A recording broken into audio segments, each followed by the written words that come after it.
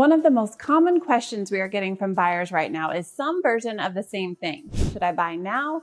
Or should I wait and see what happens later this year? It's a fair question. Rates are not where anyone hoped they would be. There's a lot of noise in the economy, and it's tempting to think that if you just wait a few months, something is going to shift in your favor. Maybe it will, but maybe it won't. Today, we want to give you a real, honest framework for thinking through that decision, because the answer is not the same for everyone. You don't know what you don't know, and that's where we can help. We work with a lot of buyers who have been sitting on the sidelines for a while. Some have been waiting since 2023, watching the market, hoping the rates to drop or prices to come down. And what we have seen over and over again is that waiting felt like the safe choice, but it came with its own costs. Equity they did not build, months of rent that did not go toward anything, and in some cases, they are now competing for the same houses at similar prices, just with a little less savings than they had before. None of that means waiting is always wrong.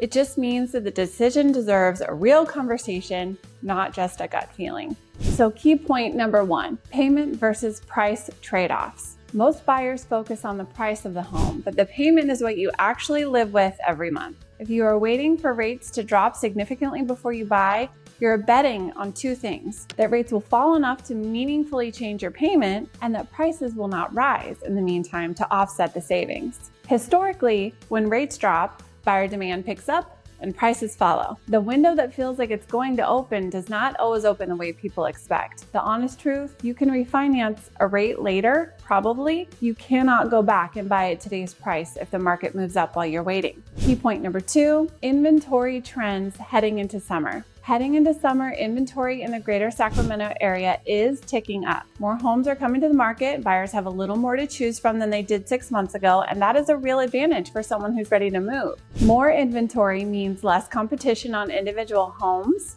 more time to make a thoughtful decision, and sellers who are a little more willing to negotiate on terms. That window does not stay open forever.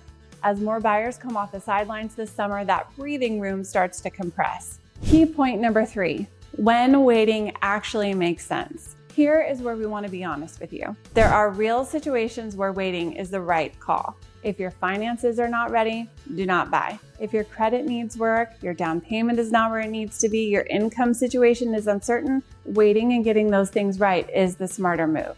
If your life circumstances are not stable, don't buy. If you're not sure where you want to live or your job situation could change, don't buy. But if your finances are solid and your life is ready, the question becomes whether you are waiting for the market or waiting out of fear. Those are 2 very different things. One is strategic. The other is just delaying a decision you've already made. If you're trying to work through whether now is the right time for you to buy in Greater Sacramento, we would love to have that conversation. Not to push you toward anything, but to help you look at your actual numbers and your actual situation and make the decision that makes the most sense for you.